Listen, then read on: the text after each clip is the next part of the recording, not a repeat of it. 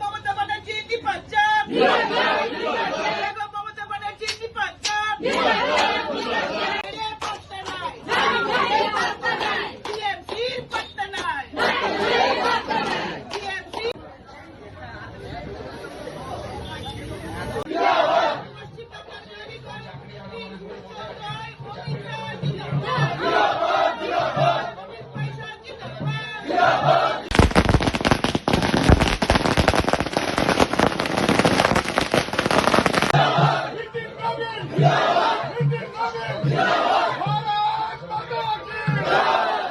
প্রথমেই দেশের প্রধানমন্ত্রী নরেন্দ্র মোদীজিকে আমার প্রণাম এবং তেলিয়ামুড়া ভারতীয় জনতা পার্টির পক্ষ থেকে এবং ত্রিপুরার বিজেপির পক্ষ থেকে আমাদের প্রধানমন্ত্রী নরেন্দ্র মোদীজিকে প্রণাম এবং ভারতীয় জনতা পার্টির এবং দেশীয় রাজনীতির চাণক্য অমিত ভাই শাহজিকে আমার প্রণাম এবং আমাদের নীতিন নবীনজি আমাদের রাষ্ট্রীয় সভাপতি, উনাকে আমার অত্যন্ত শ্রদ্ধা এবং প্রণাম।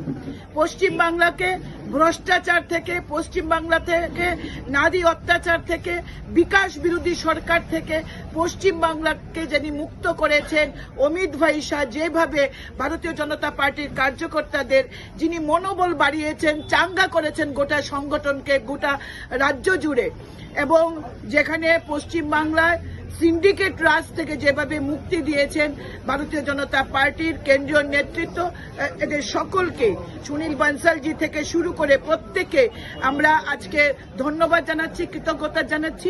পশ্চিম বাংলায় হিন্দুদেরকে রক্ষা করার জন্য পশ্চিম বাংলার মুখ্যমন্ত্রী মমতা ব্যানার্জি যেভাবে বিস্তৃত পোষণ শুরু করেছে এবং যেখানে মাইনরিটি হতে চাচ্ছিল, সেই জায়গা থেকে পশ্চিম বাংলাকে মুক্তি দেওয়ার জন্য, পশ্চিম বাংলা হিন্দু ধর্মাবলম্বী এবং অন্যান্য ধর্মাবলম্বীদের থেকে মানুষকে মুক্তি দেওয়ার জন্য বিশেষ একটি ধর্মীয় সমাজকে যেভাবে তিনি তুষণ করে ক্ষমতায় টিকেছিলেন, আজকে ভারতীয় জনতা পার্টি বুঝিয়ে দিয়েছে যে এইভাবে কোনোমাত্র একটি বিশেষ ধর্মীয় সম্প্রদায়কে তোষণ করে ক্ষমতায় বেশি দিন টিকে থাকা যায় না।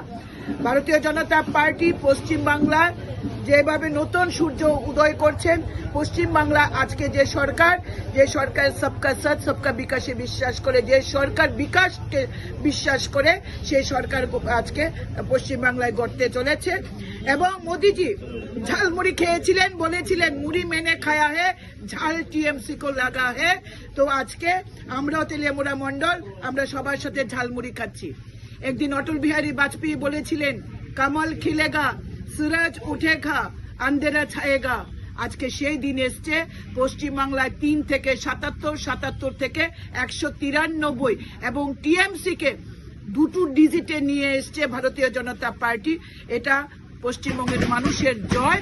এটা পশ্চিমবঙ্গের মানুষ মনে প্রাণে চাইছিলেন যে পশ্চিমবাংলায় রাহু মুক্ত হোক এবং একটি বিশেষ সম্প্রদায় থেকে হিন্দুরা বাঁচুক।